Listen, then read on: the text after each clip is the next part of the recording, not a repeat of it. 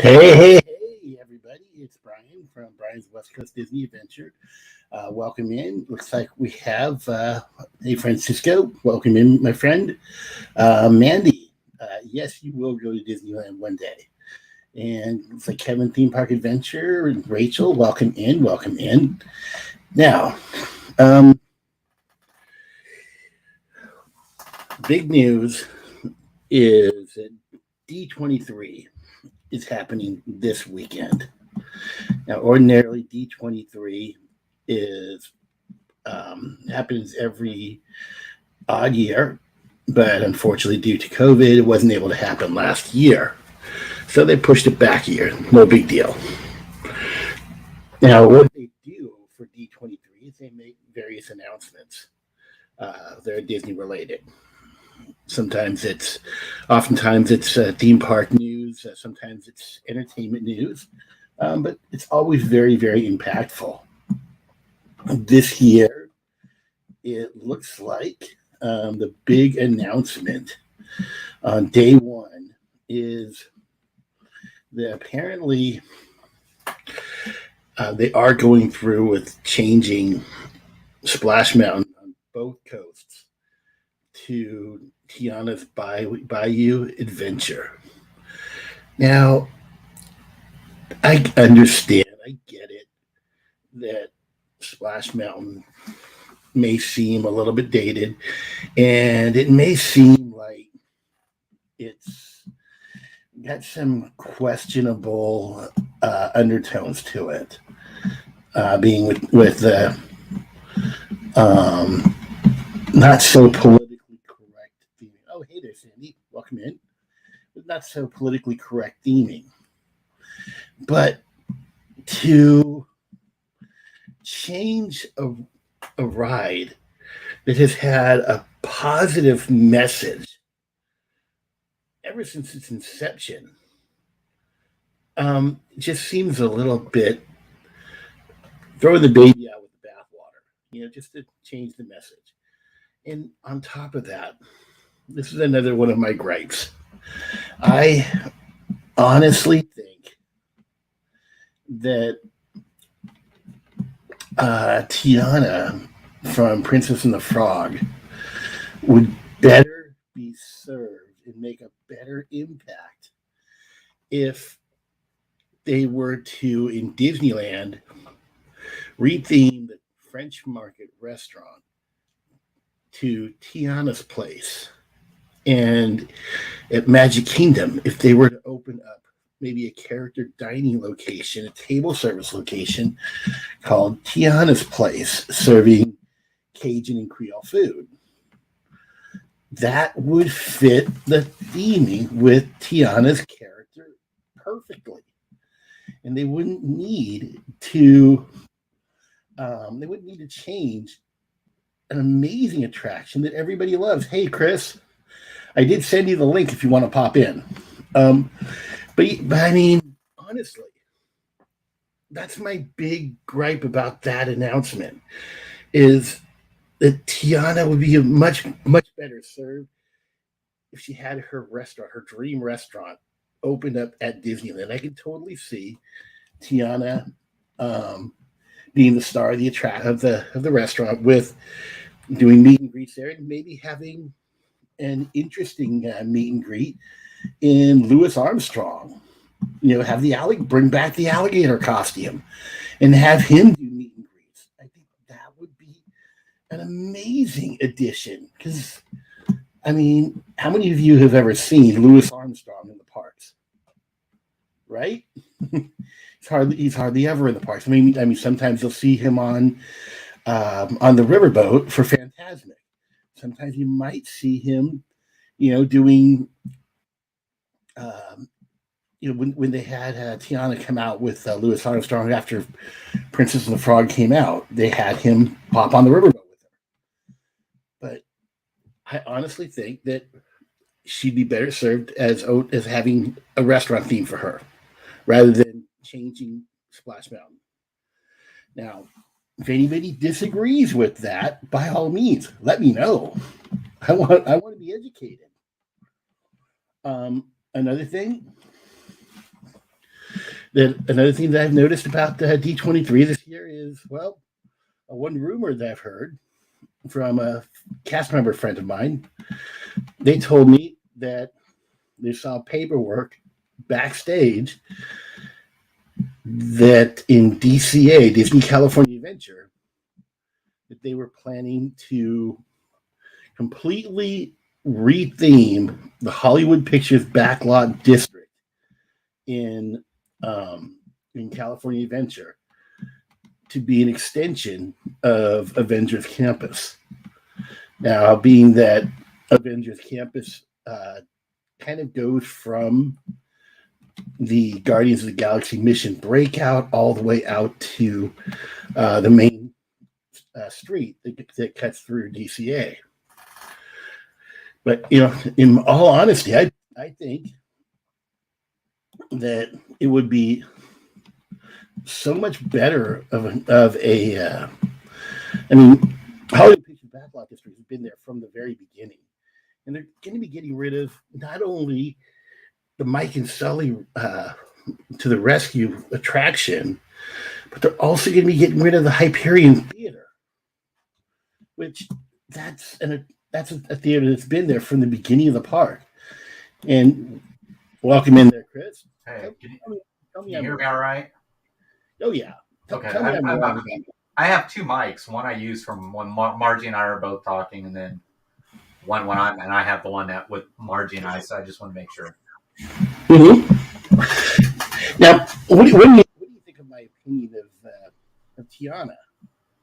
Well, I mean, I understand everybody wants a restaurant, but like I said before, I feel like it almost fits better in Disneyland with them changing Splash Mountain because it's just right around the corner from New Orleans Square. Mm-hmm. So I truly don't think they should change it, is what I truly believe. But, yeah. But do you like the idea of maybe changing to Tiana's place at the restaurant? Right. And leaving Splash Mountain alone? Well, I mean, I could see them doing that and maybe putting an extension off at Disneyland there in New Orleans Square somehow for her to have something like that. Mm-hmm. But I don't know where it would fit in at Walt Disney World. I mean, Tiana is a princess, and to me, I believe princesses belong in Fantasyland. Yeah, but she's also an American princess. I think a perfect location for a Tiana-themed restaurant might actually be Liberty Square. Well, maybe it'd be more closer to between Liberty Square and Frontierland. Mm-hmm. So, but then you got to ask, what are you taking out? Are you getting rid of the Diamond Horseshoe and going to change it over, or? And I know that because Diamond Horseshoe is a really good place to eat. Yeah. But I mean, what you could do better instead of making it Tiana's place if you make it Tiana's Diamond Horseshoe. Mm-hmm. I mean, you could do something like that. And they have a stage in there that they haven't used in years, and they could put on some kind of show with the Tiana character. Or better yet, bring up Louis Armstrong. That's a character that nobody ever sees. And I mean, they paid some $10,000 for that Louis Armstrong costume. Right. Not to spoil the magic, but I mean, they did. And it was like, why let that go to waste? Right.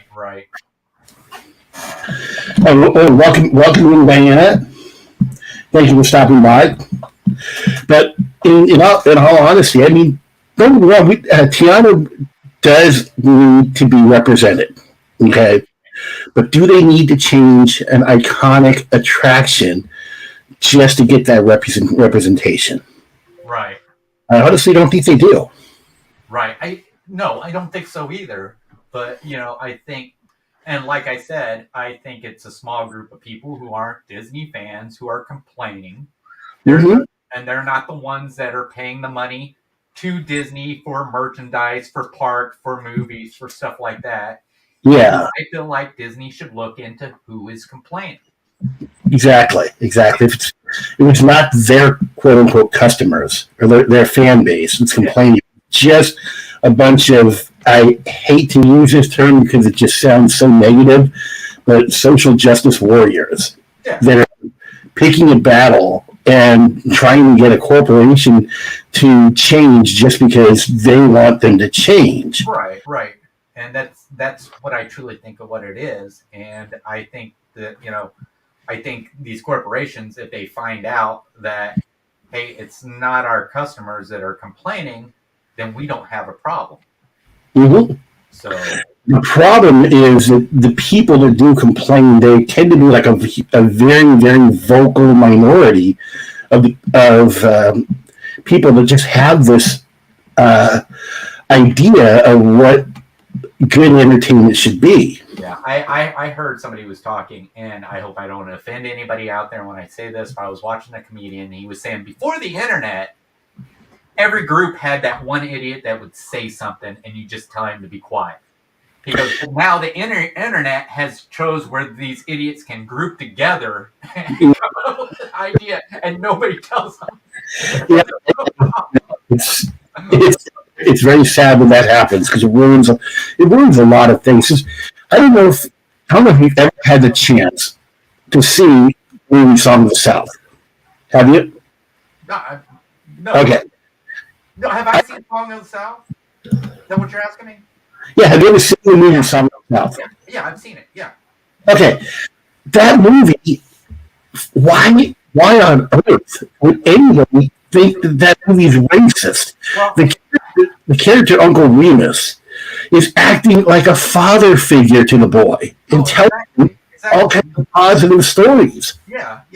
And the thing is to me, it's not taking place during slavery. This is it's post Reconstruction. Yeah. But I think there are parts that are in some of the Brer Rabbit stories that there are some stuff. Yeah, honestly, yeah, I think Diane agrees there.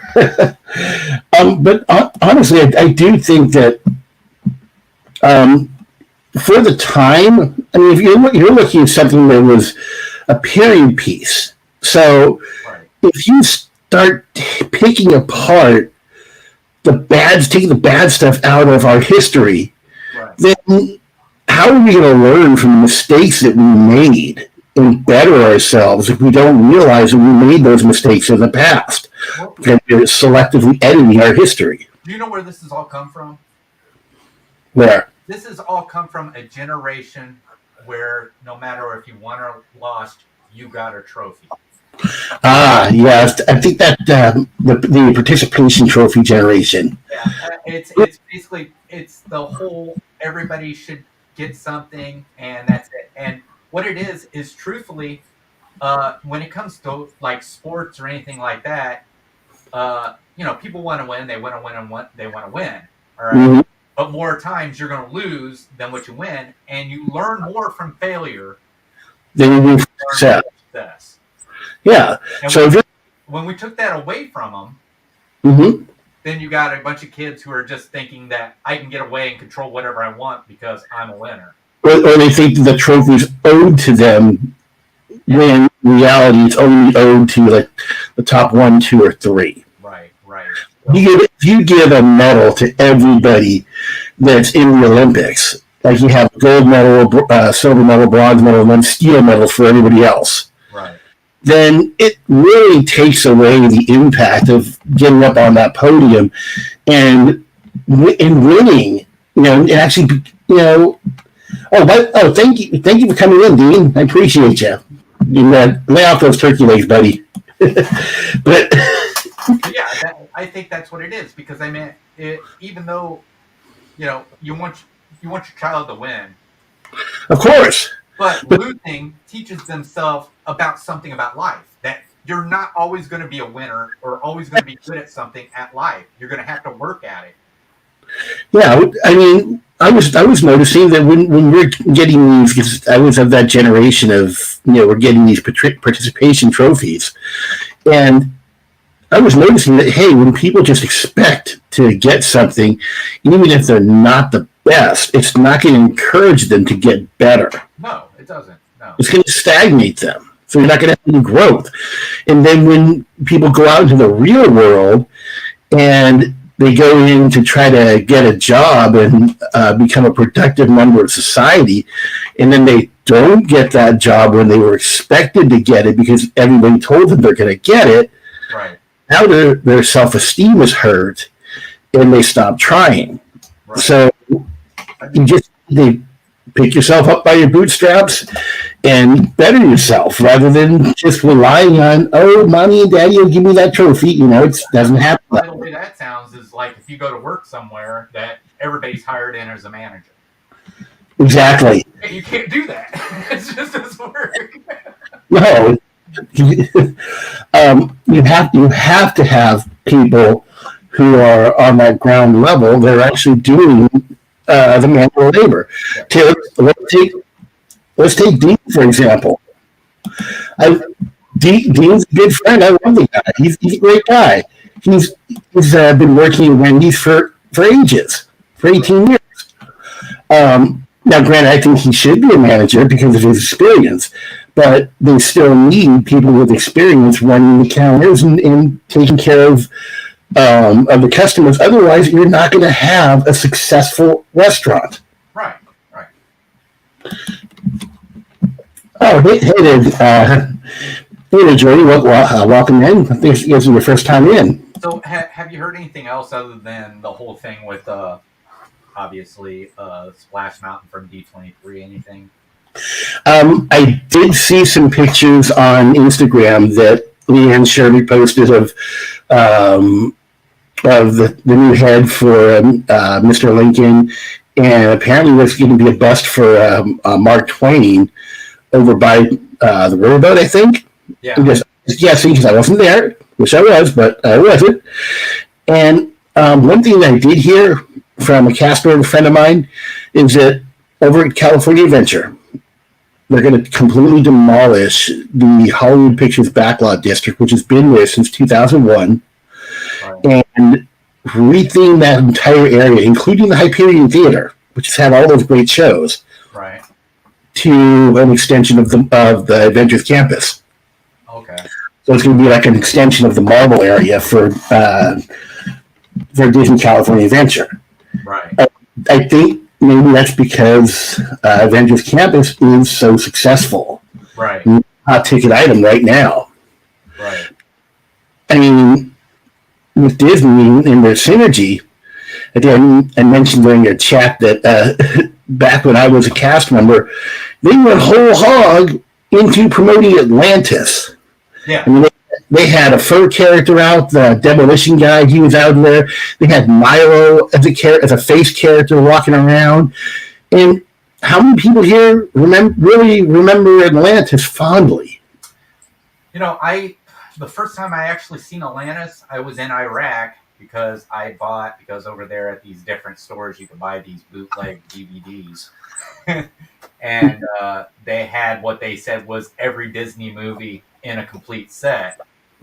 And Atlantis was on there. Unfortunately, they also must believe that any animated movies done by Disney, because I'm pretty sure Disney didn't do Beavis and Butthead, do America, and they didn't do Team America either, but they were all in there. Oh gosh! But Atlantis was on there, and that was the first time I watched it. I enjoyed the movie, I did, and I can understand. Every time they put out a new movie, they put characters in the park to promote the movie. Mm-hmm. I don't know how you could start planning for something like that. Look how long it took them to put in stuff for Frozen after Frozen's success. They didn't start doing it before Frozen came out. They waited, and that's if they're not doing that, then they're going to be wasting money. So. I think they would be totally dropping the ball if they closed down the Hyperion Theater or just rethemed it for Marvel or something like that, because there are so many shows that they could put in there. It was designed originally. The original intent of the Hyperion Theater was it was supposed to be something that was a grand location. They were supposed to. The idea was they were supposed to have it as a future venue to host the Oscars. Okay. But it never happened. The first show they had there would was called Steps in Time. Right. But a lot of people referred to it as Eisner's Follies, or more derisively, Steps in Blank, because it was just so bad. Now the second show did a little bit better. You know what they could do? I mean, you know, they have shows on Broadway. Why not, for a small time, do the Broadway show there at the Hyperion? They did that. They had a Broadway show called Blast in there for about a year. Right. It was a very successful run. It was a hugely successful run. If you've never seen Blast, check it out on YouTube. You might want to do a reaction video of it because that's a really cool show. Okay. But then they brought in Aladdin. And Aladdin had a run for years, and it could very easily have made it to Broadway. Right. Because it was that caliber of show that they were putting out there, and now they're going to demolish it? It doesn't make sense to me. That's what I'm saying. I from what I understand, if you got a ticket to, obviously, California Adventure, you would be able to just go in and watch the show for free. No, you wouldn't. You have to get into the park to watch the show. Okay, that's what I was kind of trying to get at, was that you would charge for like tickets like you would for a Broadway show. So I didn't know if it was like, you know, something like a theater or somewhere that's in a park where you could just go in for free because it was part of your. No. It was a free theater, but you have to get into the park to get into the theater. Right. But what I'm stating is, if you did like a Broadway show, like a full Broadway show, like bringing I had to have additional charge to get into the show.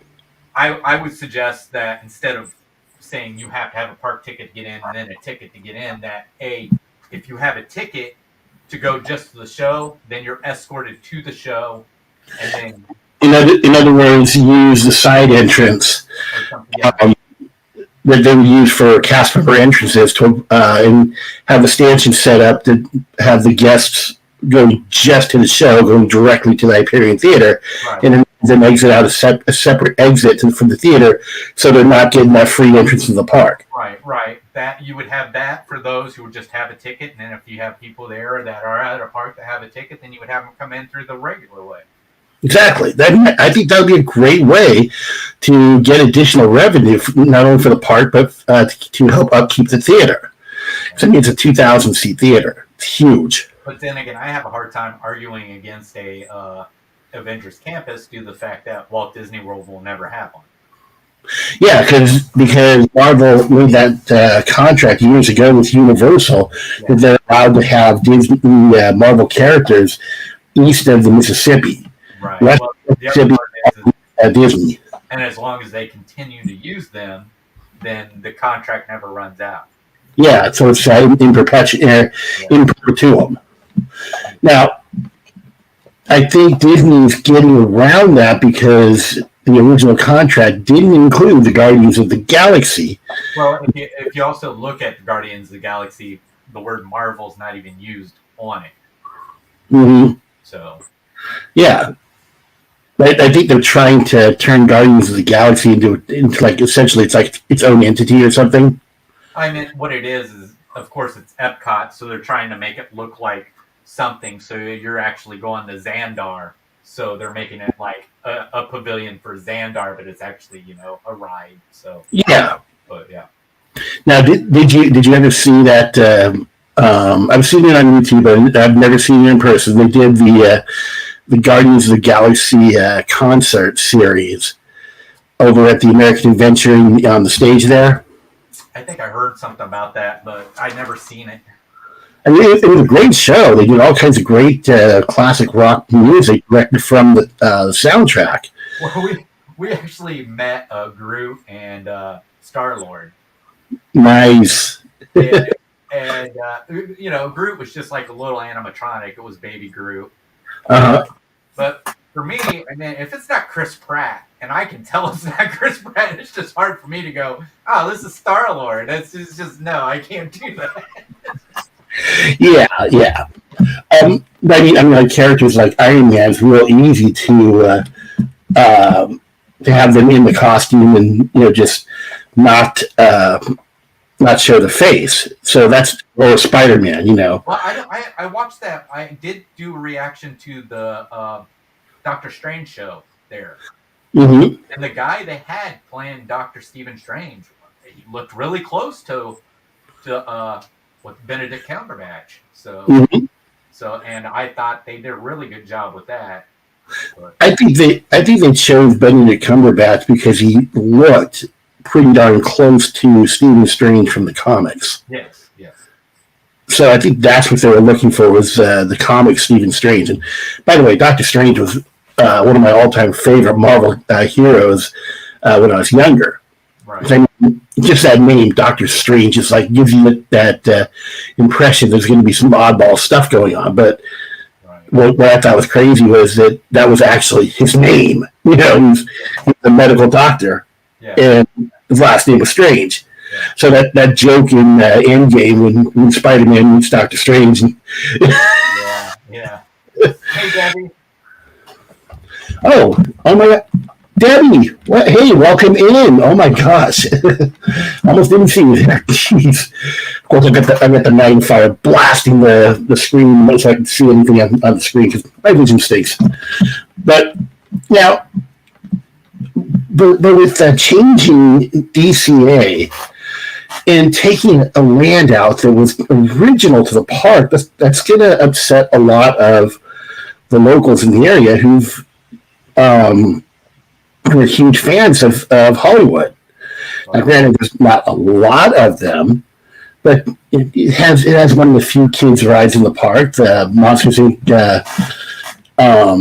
Mike and Sully to the Rescue, which thank God they changed that from Superstar Limo because that's one of the reaction video you should do. But that part, for how old it is, it's seen a lot of changes. It has. More changes than what most parks have seen. Yeah. Oh, totally. I mean, I was telling Melissa on Instagram that when they go to DCA, that they have to check out all the detail in Cars Land. Right. I mean, Cars Land is just completely full of detail. Yeah. That's one of the things DCA is just really coming into its own. I have never been there to even for Cars Land, but I can tell you this, that if you decide to record on Cars Land and post it to YouTube, you're going to get a copyright claim.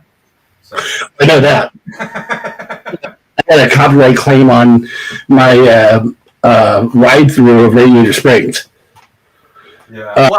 What was funny was when I first started going down to Walt Disney World and recording these, I wouldn't get a copyright claim, and now it's every time anything you go on, you get a copyright claim. Mm-hmm. I was surprised I didn't get a copyright claim on Soarin'. Right. But yeah, I mean the Cars Land or Disadventure, sorry. Oh, nice. Hey, Melissa, welcome in. It's either Melissa or Jillian. I don't know which one. Oh yeah, but they are awesome. I had them. And they were so much fun having on last week. I absolutely love them. But yeah, with Cars Land, when you go, which I know you are planning on going eventually, right? Right. Okay, when you do go, pay close attention to the detail because even the traffic light in the middle of Radiator Springs, which let's be real here, they shouldn't call it Cars Land. They should call it Radiator Springs because it's set up to look just like Radiator Springs. But even the traffic light, if you pay attention to it, that yellow light blinks, and every third blink is longer. Right. Well, I think Disney overuses the word land.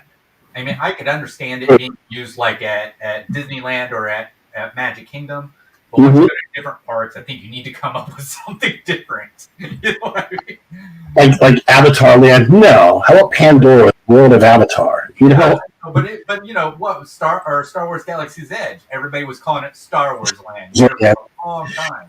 And to be honest, when I was working at Disneyland and DCA opened up, people were asking me, "How do I get to California Land?"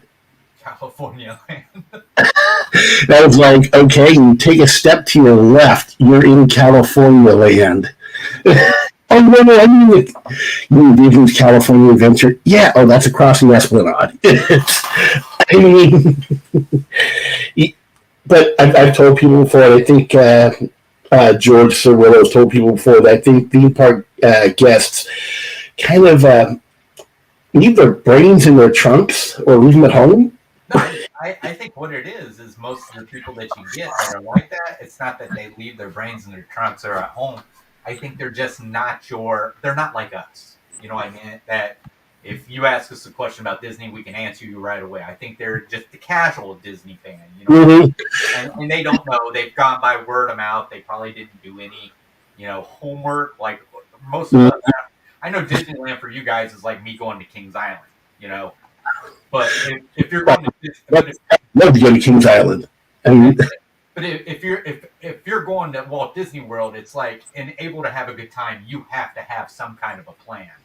I mean, I can understand if they like people who live there and they're like, oh, we're going to go to this park for a day. Then once again, it's like them going to Kings Island for me. But if you're going down there for a week vacation, you have to have some kind of plan before you get there. Because if you're like, I'm going to wing it, it's going to be horrible.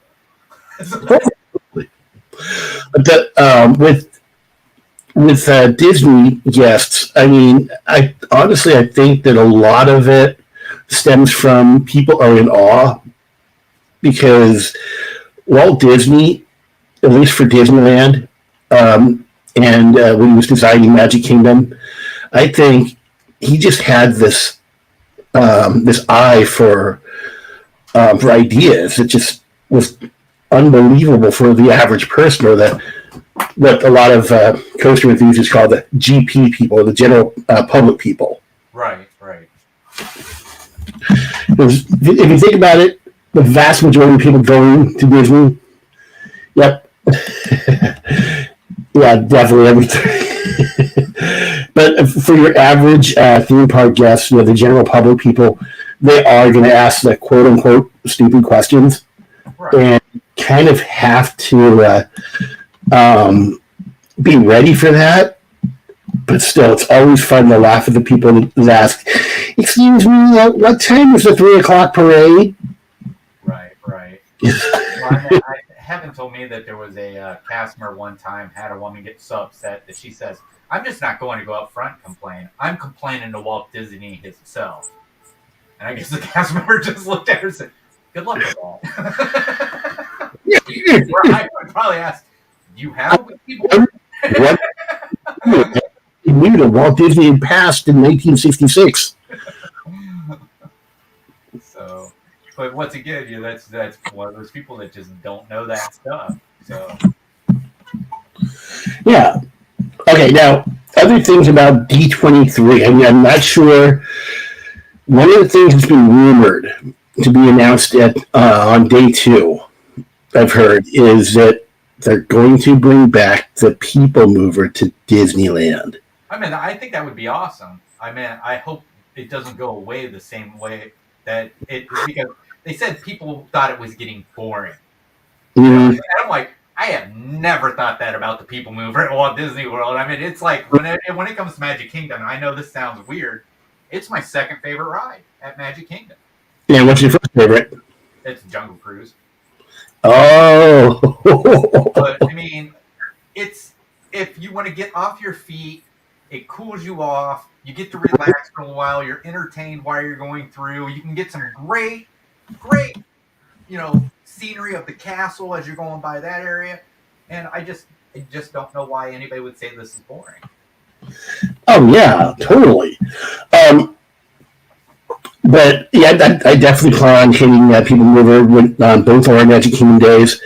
I think most definitely on the Saturday we're going to be there because that's going to be our last day of the park. Right. Kind of want to leave early, so kind of want to get as much rest as possible for that 3 a.m. wake up call. But then again, I've heard some people saying that if they do redo the People Mover there in Disneyland, it's going to be a shortened version. Yes, that's one of the things I was going to bring up. That because the track was so damaged by rocket rods, right, that it was going to be pretty much. I mean, they're going to have to completely, if they want to do it back up to what it used to be, they're going to have to do some serious concrete work, and it'll take way too much time. They're not going to be able to just boom, let's get it up. Yeah. Oh, yeah. I mean, I guess the thing is I like I said, I've never been to Disneyland, and if I'd gone to Disneyland and it was something I really wanted to come back, I would almost be all right with them to shut an entire land down to fix it the right way. Yeah, and now what do you think about it? Because this is something that I've heard as a rumor too, that they may announce that they're going to do the major surgery on Expedition Everest to fix the Yeti. Yeah. Okay. That's another thing that I've heard. I mean, I know Joe Rohde. He is it Joe? Yeah, it's Joe, isn't it? Rohde. Yeah. Yeah. I know that's one of the things he wants to do. He wants to get back in there. But I mean, if you're talking about it could be down as long as what the train's been down. Yeah. But the figures I've been hearing is going to cost at least $500,000 just to the Yeti. But I don't know if you were in there at the end where they were talking about that people are complaining they're not maintaining flights of passage. Oh no! So I mean, and that's the big attraction. Your two biggest attractions there are probably Triceratops spin, right? No, Expedition Everest and Flights of Passage are your two biggest ones. And I'd say Flights of Passage has gone past Expedition Everest.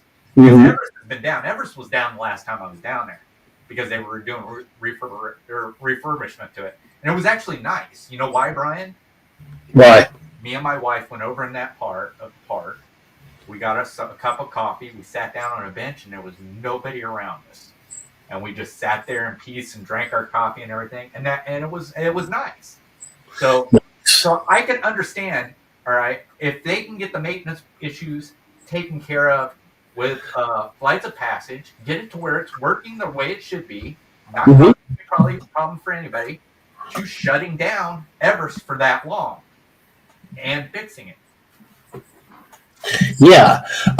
One thing, this is going to be probably the most controversial thing that I could ever say. The one thing that I think they should do is something that they did back in Disneyland's heyday, from the 60s, from the 50s all the way through to the 80s. And that is, they would actually close the park down for 2 days a week. Okay. Those 2 days would usually be midweek, like Tuesday and Wednesday, some of the slowest days. They would close that park down and just do full-on maintenance of everything those 2 days. Right. So why don't they just close everything down for 2 days a week, just to get caught up on all the maintenance stuff that needs to be done? Because I don't think it's that easy. I truly don't. I mean, I heard what it took when my daughter said, and you guys were down, Disneyland was down longer than what Walt Disney World was. Mm-hmm. And she said they came back and they had so much problems bringing stuff back online because, believe it or not, I don't know if it's at Disneyland, but I know at Magic Kingdom on It's a Small World, they don't shut that stuff off at night. The music plays throughout the whole entire night. No, they shut it down at Disneyland. Yeah, and we haven't been in there when they shut the music down, and she says it is eerie. The music shut down. But I mean, when I was working at Village House, we had that was one of the restaurants I would bus at. It's now called the Red Rose Tavern. Right. But we had a little button in our command post that had a key attached to it that you turn that key and it would turn on the music for inside the restaurant. Oh, okay. It's basically the same music as the Matterhorn music, which is that kind of Swiss style yodeling thing or whatever. Right.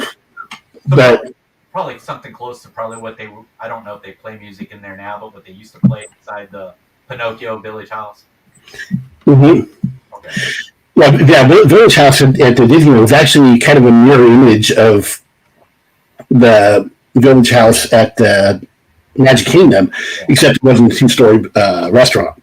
Yeah, I love that place, and then they changed the menu. I'm all right with what they changed the menu, but I liked what they had before too. So. Mm-hmm. And once again, we end up talking about food. Oh, don't get me wrong, I love talking about food because it's fun. I love cooking. So, but yeah, the menu when I was working at Village House at Disneyland was basically cheeseburgers and pizza and maybe some salads. That's it. Your basic theme park food, right? Yeah. That's what they had at the Pinocchio Village House. Now it's flatbread pizza. Yeah, I love how they don't call it a pizza. It's like no, we have to be fancier. Let's call it a flatbread. Dude, it's a freaking pizza. Call it a pizza. No, because it isn't a pizza because the crust is like a cracker. That's what it's God. Semantics. Jeez. It's like they're calling a cheeseburger a Philly cheesesteak sandwich. No, it's a flipping cheeseburger. Come on. Oh well, but in all honesty, I'm actually looking forward to a lot of what's rumored to happen at on D23. Right. I think there'll be some really good things happening. Granted, there could be some ding dong things happening too, but you never know. This is only the first day. We've only seen just a few announcements trickling through. What would you like to see announced in the second 2 days? I mean, there's lots of stuff. I can't talk about Disneyland because I really haven't been there. But for like Disney World, there's lots of stuff that there've been rumors for. There's been not just rumors, stuff they pushed back. Like the Cherry Lane, or the part for Mary Poppins over in Epcot in the UK. Yeah, they pushed that back, and I don't know if they just decided not to do it because because of the pandemic, they just put it off and they've never come back to it. And I'd like to see them do that.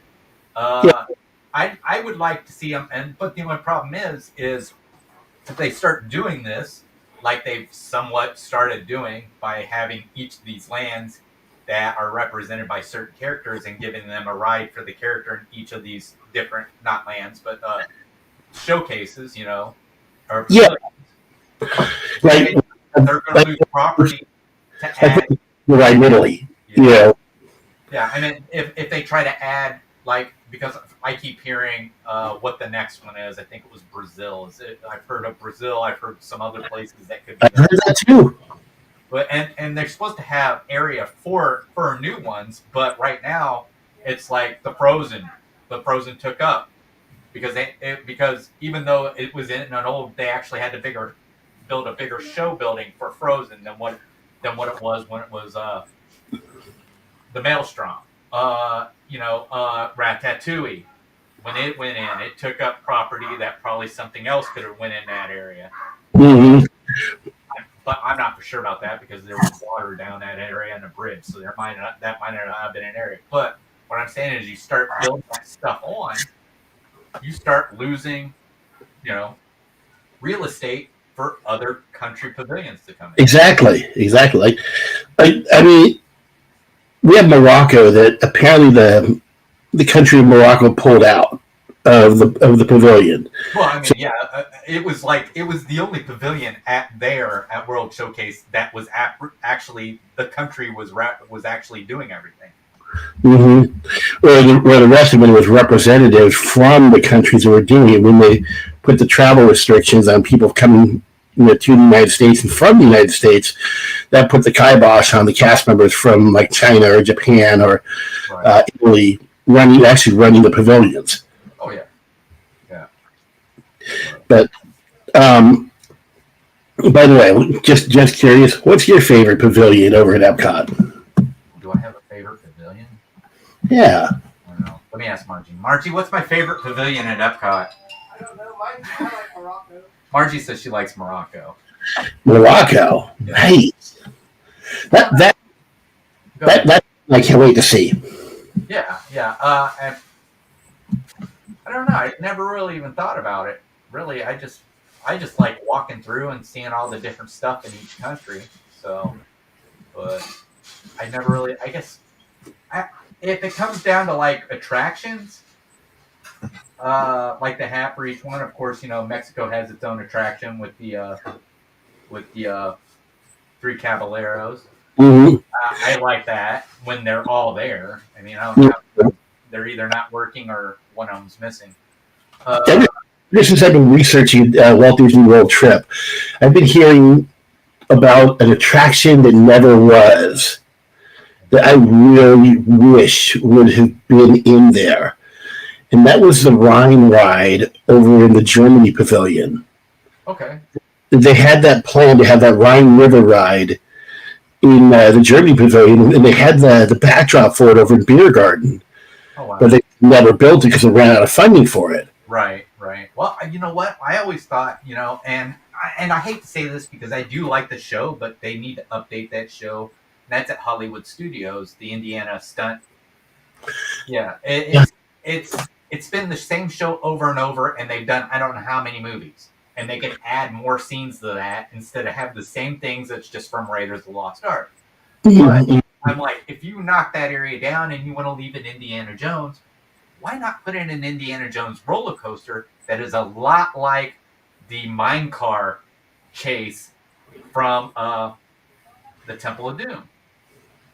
That could be amazing. Now, granted, you are that roller coaster person, so that would be something that you would really like. But why not? I mean, Animal Kingdom has the Dinosaur Land. The only reason they had that was to bring in the sister attraction to Indiana Jones, Dinosaur.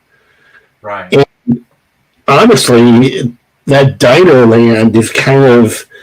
I think that's going to be an announcement this year, is that they're going to do something with Dino Land and maybe scrap it and do something entirely different. I've heard some good ideas. One was just make it South America and make it into an Indiana Jones area. Mm-hmm.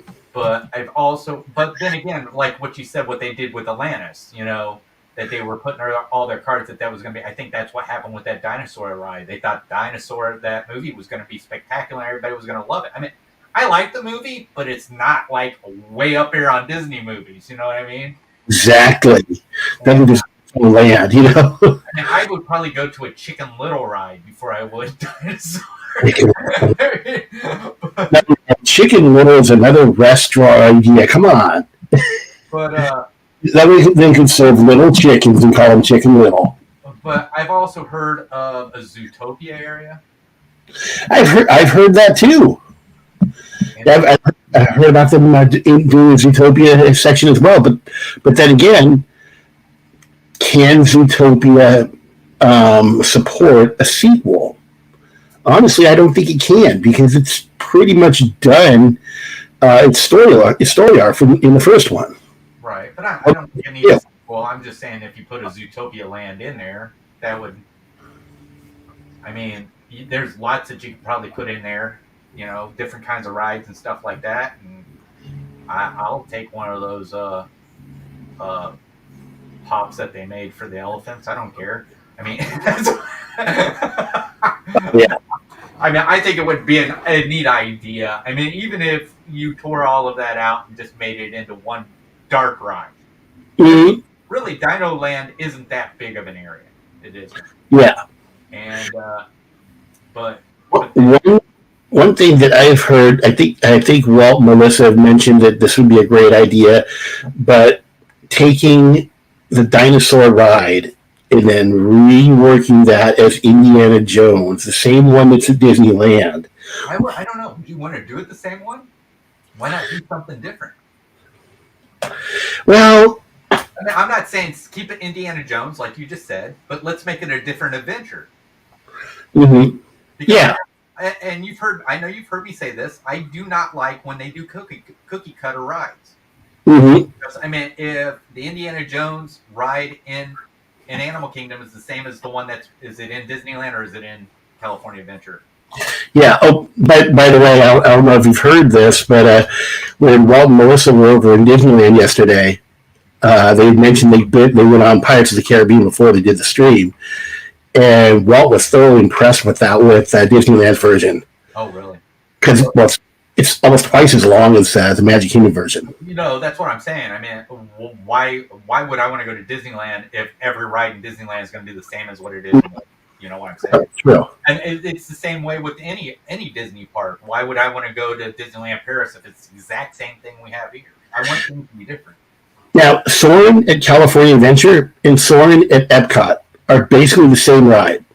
The only difference between the two rides is the last scene. Yeah. In the Epcot version, you fly over the Epcot ball. A spaceship. I thought you had the California version over in Disneyland. They don't. No. I wish they would bring that back permanently because it would feel better. I think they ought to do Soarin', just call it Soarin', and have it be like what Star Tours is. You don't know which one you're going to get. I think the problem is the program for the ride vehicles is different for World versus California. So I think what would probably be more appropriate is to permanently have Soarin' over California at DCA, right. And permanently have California within Disney World. Yeah, it was in Disney World. but Disneyland doesn't need, DCA does not need Soarin' around the world. It would be perfectly suited for Soarin' over California because that fits the theme of the park. Okay, I understand that, but what I'm stating is Soarin' should just be called Soarin' and make it where. And you know what? The other thing is Shanghai has their own. They don't. I thought it was going to be something different, but it's just you're flying over Shanghai at the end. But all I'm saying is lots of people love Soarin' California, whether it was in California or if it was in Florida. Yeah. All right. Because in all honesty, that was a unique ride experience. Nobody had ever done a ride quite like Soarin' over California when it came out in 2001. I don't know what Soarin's like there in Disneyland. I don't know what it's like. I do know what it's like down in Epcot. It's Epcot. It's the same ride experience. But there's multiple theaters in there, so they can run lots of people. Yeah. You can have certain ones running Soarin' over California and certain ones running Soarin' around the world. Well, to be quite fair though, in Soarin' over California or in Soarin' in California, the building is like an airline. It's like an airplane hangar. Okay, Yeah. You enter in the middle. The middle doors. Once you go through all the switchbacks outside, you enter in two doors in the middle of the hangar, Right. and you go on this ramp, and then you have two ways you can go, either left or right. And what happens is it's basically two big theaters. Okay. So you have two theaters. I think Epcot has three. I think they may have 4. Yeah, but in California they only had two theaters. Right. So I mean, I can see them doing California in one and then World in the other. But the problem there is you're going to get people going down to the grouper when you converge this and say, I want the California side. I want the California. No, you're going to get what your group's going to. If you want to get California again, get back in line and hope that you get in the right area. Yeah, that's going to cause a lot of guests. But what I'm saying. I mean, I can get on Star Tours and be like, I want to go here, and I'm not going there. I don't have a choice. I just got to go with what they put me on. I love how Star Tours is completely randomized now. Yeah. It's not that same old film every single flipping time. No. Boring. The only bad part about it is they end up somewhat contradicting because they're throwing stuff from one part of the Star Wars saga in with the newer, and it's just not, that's not the way it's supposed to happen. Mm-hmm. like I said, I felt like, you could change the story up through the way you want, but I feel like all destinations should go to Batu. And I know for you guys, that's a little far away from where your Star Tours is, but ours isn't that far away. And what would be great is if you could exit out and end up in Star Wars Galaxy's Edge. That would be awesome. That would be absolutely amazing. That's actually one of the things that a lot of guests at Disneyland were talking about. Why don't they put Star Tours over in Galaxy's Edge? Why don't they put it there? Why don't they put it there? Because it doesn't fit the theming. Galaxy's Edge is like desert themed. It's like desert and forest themed, whereas Star Tours is more like industrial space themed. And all I'm saying is just put it on the outside and have an exit that leads in. The only problem is the outside of our Galaxy's Edge is Frontierland and Critter Country. So you really wouldn't have an appropriate location right there where Galaxy's Edge enters. Right.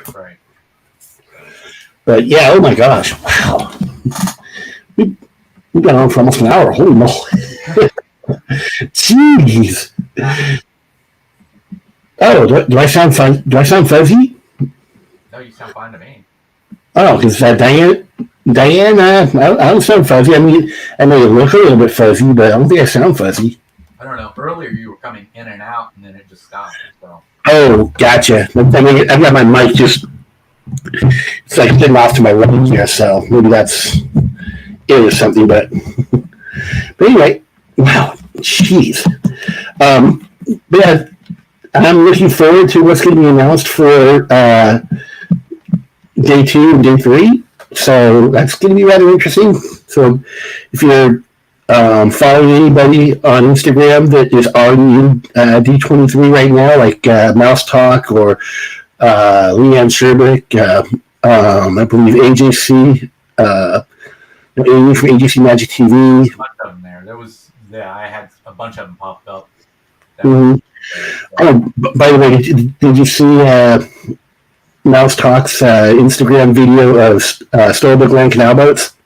No, I didn't. No. Oh, gotta check that one out. They basically did the complete ride through Storybook Land. Oh yeah. So I mean, that is an attraction that if you're a true Disney fan, when you go to Disneyland, that should be one must-do ride because it's themed. I've done a reaction video to it, so I know exactly what it looks like. Mm-hmm. And I think the reaction video was done at night too. Oh, nice. Yeah, they have the. It just has different ambiance at night. Like you can see the twinkling lights in the archways a little bit better. But yeah, Storybook Land, beautiful, beautifully done ride. When I was younger, I was always thinking, Storybook Land's boring. But no, it's not. It's Walt Disney's original vision for the park. Right. Yeah, I mean, you heard the story of Disneylandia, right? Yeah. Oh yeah. Yeah. So, I mean, that's basically what Storybook Land Canal Boats is. It's Walt Disney's Disneylandia coming to life in Disneyland. Yeah. So, all right. I know you're about at the end, but I really have to back out. I know, me too. Turn my ear on again. Grab me on, Brian. Hey, anytime, Chris. You're more than welcome. By the way, I can't wait to see you on Emma's channel tomorrow night. That is going to be fun. Well, I'm sure it'll be fun. Yeah. Well, I did send you the her fun 5 questions that she does at the end of each interview. Right. So now you have some study time to come up with your answers for us. Anyway, I want to thank everybody for joining in. Jordy, Diana, Disabled Adventures, Debbie, my good friend Debbie. Oh my gosh, Sandy. Thank you, Dean, especially, and Kevin. Thank you for stopping by. I really appreciate you guys. Y'all have a blessed night. Thank you very much. Bye.